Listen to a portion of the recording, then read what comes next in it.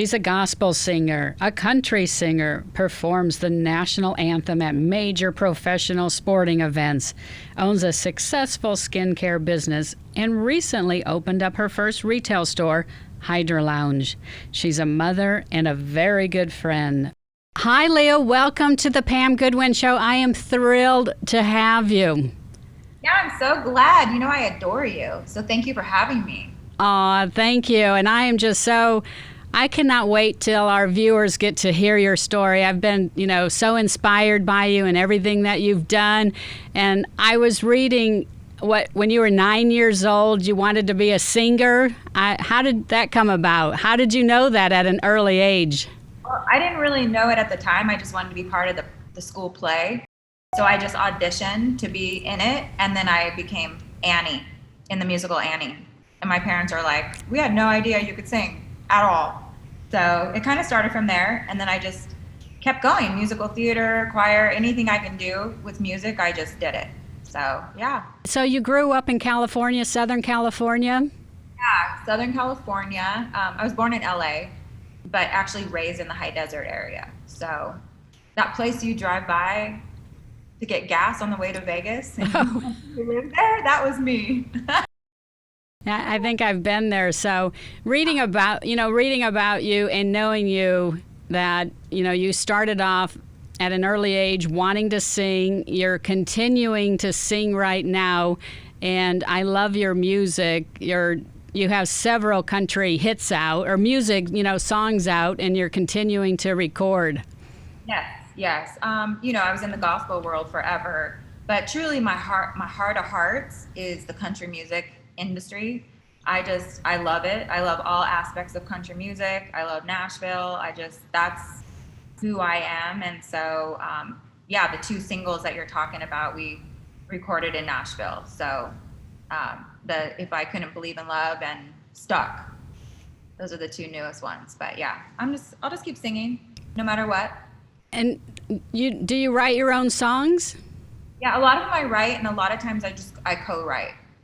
I come up with an idea, and then I have someone who's, like Gary Burr and Georgia Middleman. They helped me write the two songs in Nashville. They took my idea, and we all put it together.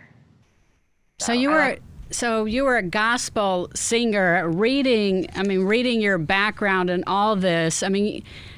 I had no idea that you were, singer, a backup singer for so many of the celebrities here with Winona Judd and the Jonas Brothers and Kenny Loggins and all those people.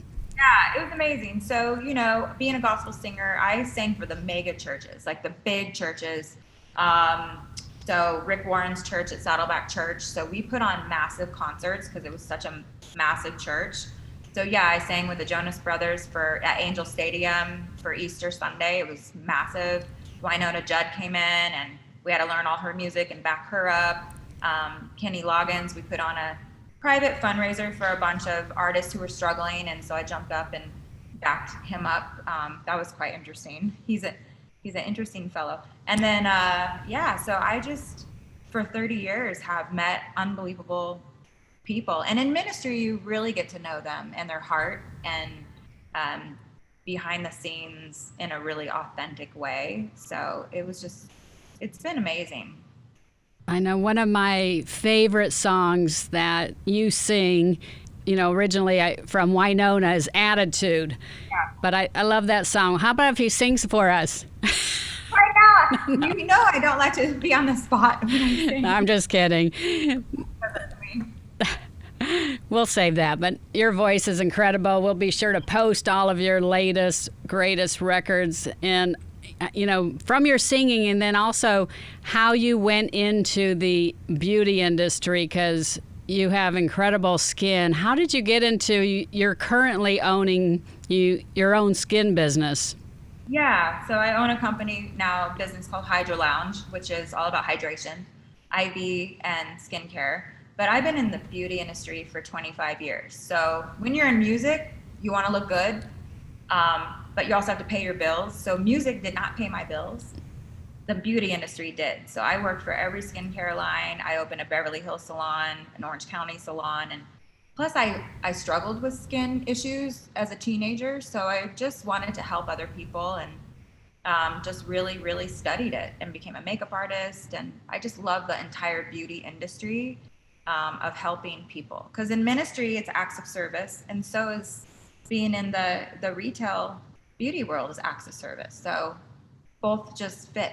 And yeah, I love it. You came to check out the place and you loved it, right? I loved it. I know I'm ready to come back. It was great being at your, grand opening and all of that, and had my first IV, and it did work because I was fairly tired, from your event the night before, and then tried it out, and oh my gosh, it was so relaxing, and I felt great hopping back on the plane and felt great the rest of the day. It really did work.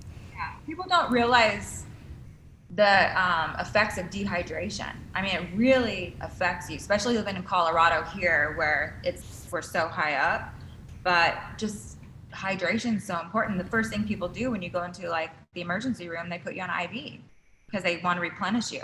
So we do that here so you can hydrate from the inside out. So you can come in if you have a hangover, you can come in if you're gonna, recover from working out.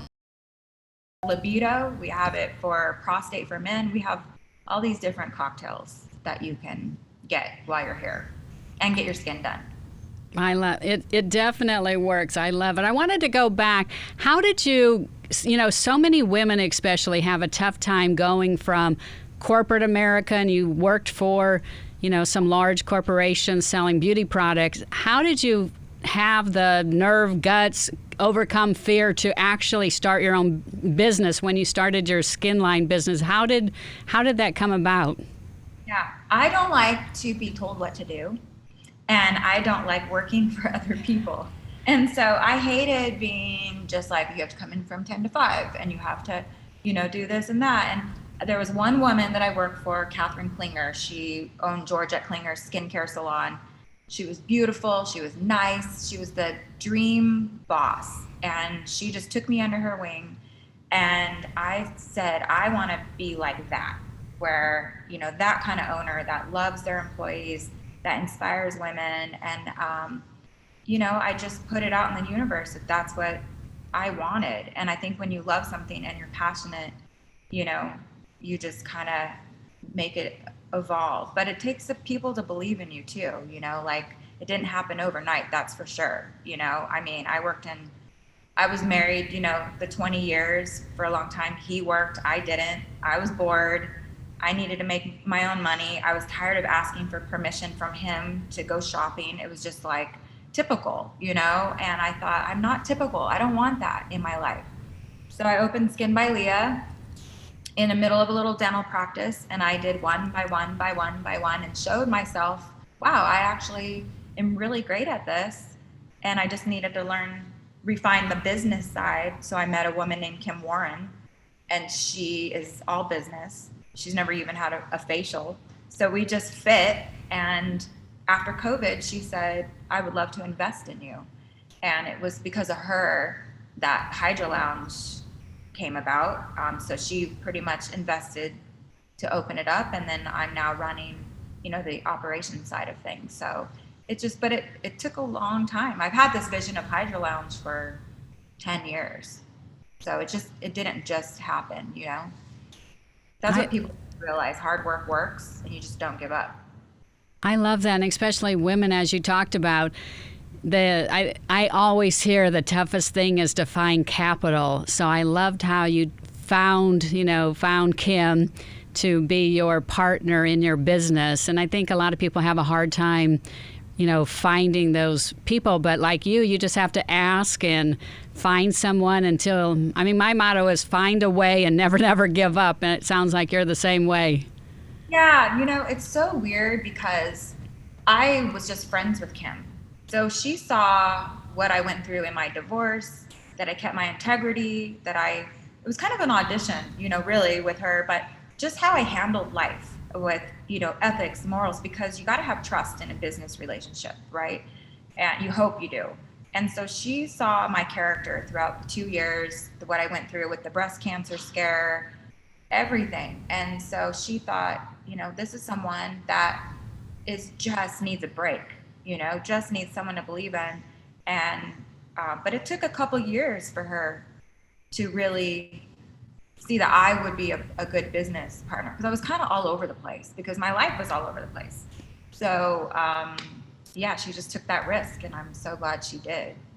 I know. I'm so glad too. I find your story just inspiring. You know, so many what you've overcome. You're a mom, and you have a teenager, Lolo, and trying to run a business. I mean, going through the divorce, and then financially, you're like, what do I do? How do I do this? I mean, it's pretty scary. Big world out there when you realize you have to live on your own, and you've overcome that. And you know, I feel fairly. It seems like, I don't want to say short time, but you put in a lot of hard work to make it happen. Yeah, I left a very big life. You know, I moved out of a 12,000 square foot home. I just literally left, you know, and I moved into a little apartment, and I had to learn how to pay my own bills. I know it sounds ridiculous. And taxes, I had no idea how to do my taxes, you know, and I had to surround myself with a team of people that I knew had my back and had my best interest. But it was scary. I mean, I couldn't just go do whatever I wanted anymore. But I just, like Sandy, you know, my amazing girlfriend, she just, you know, we believe in you just wake up, dress up, and show up. And that's her motto. And that's what I want to show my daughter, that life is hard, you know, but you just, I believe in the beauty industry, how you look is how you feel. You know, if you're just feeling frumpy and then you're gonna act like that in life. But if you get up and you dress up and you put on makeup and, you know, act the part for a while, you start to have that confidence in life. And you know what I'm saying? Like, it's all about the attitude. All about attitude in life.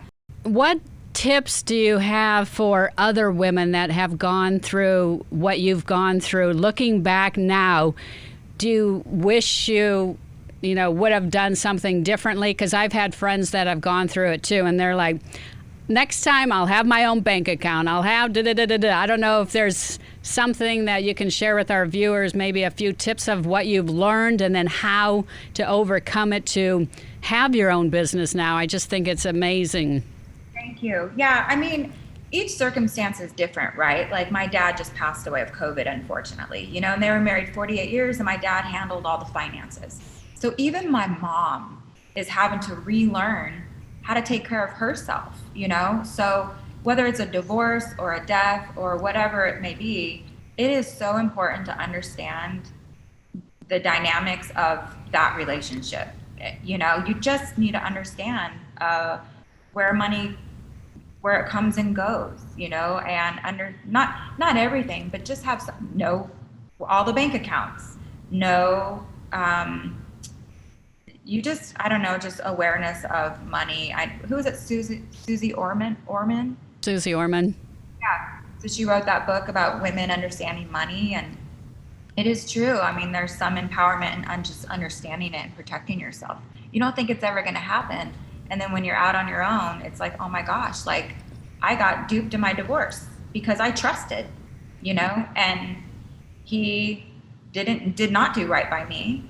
And it's sad, but it's a lesson learned. So if I can help other women say, hey, you know, get a lawyer, don't go to mediation, have someone that understands the laws, you know, yes, have your own bank account for yourself, you know, and understand what your husband or your partner's doing on the side.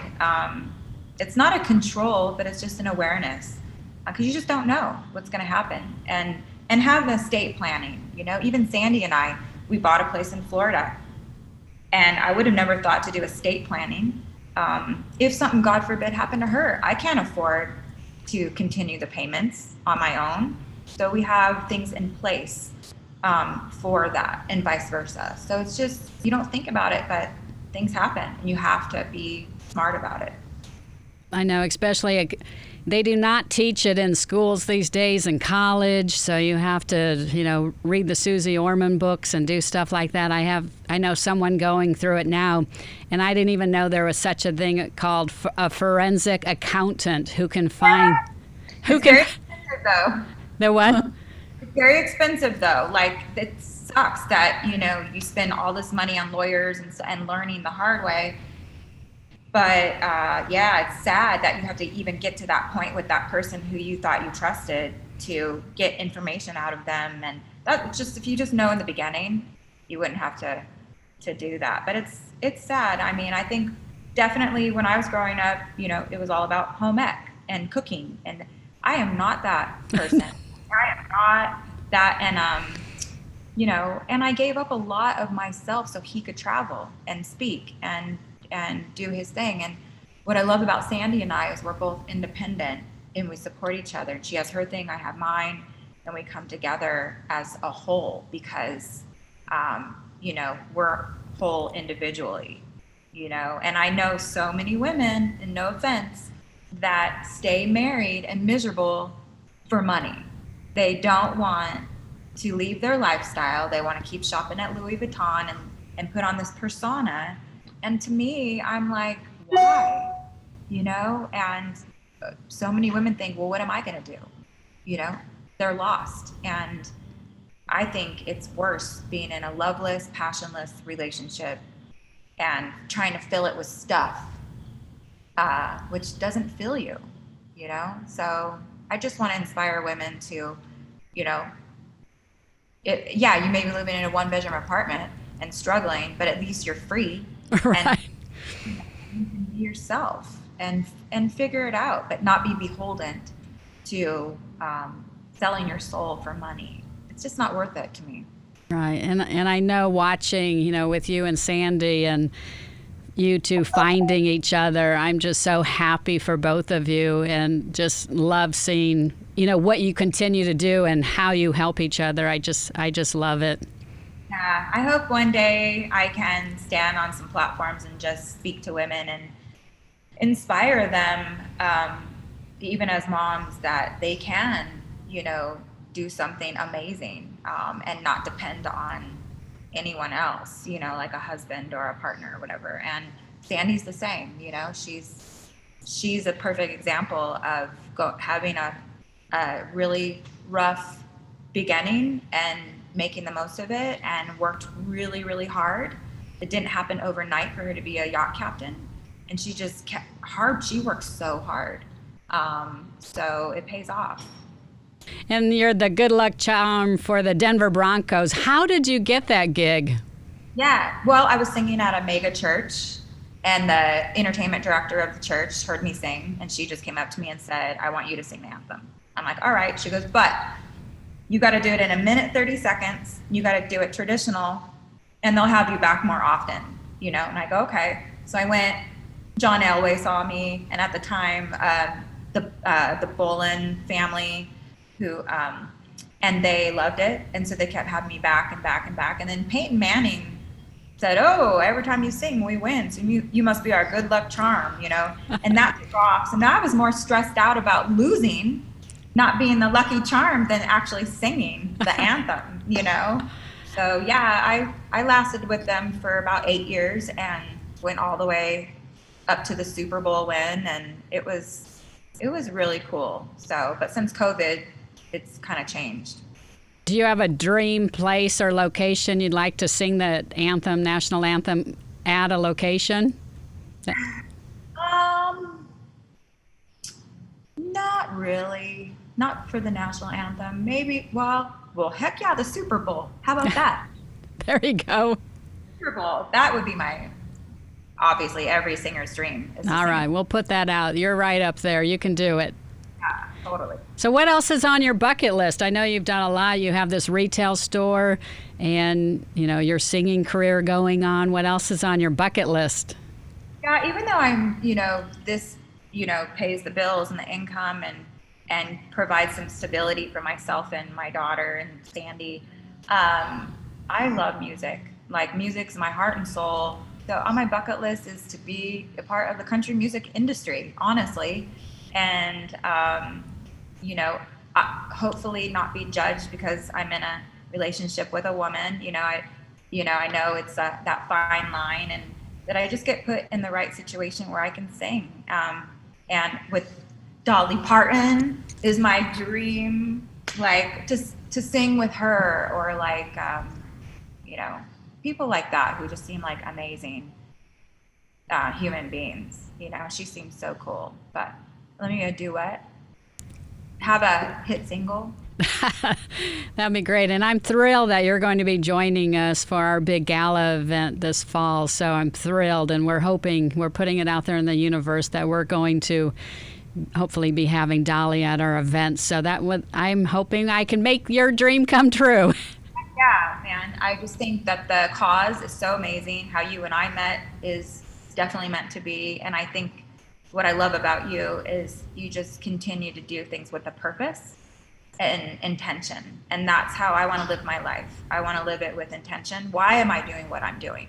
It's not self-serving. It's not about fame. You have unbelievable heart to help people. And it's beautiful. And so you inspire me, actually. And I thank you for having me and being so supportive. It's just really refreshing. Well, thank you. I know both you and Sandy, I find you as two of the most people that are so authentic that I think you've really helped me become more authentic too. So authentic and all about the attitude. So I love it. Well, I know. Thank you so much. Thank you for being on the show. Love you. Love Sandy. Can't wait to see you. Everybody, if you're in Denver, go to HydraLounge in Lone Tree, Colorado. I'll be sure to put all the information. You'll feel the beauty from the inside, and Leah will take care of you. It's a beautiful place. So thank you so much, Leah, for being on the show. Thank you so much. I'll talk to you soon. Okay, bye.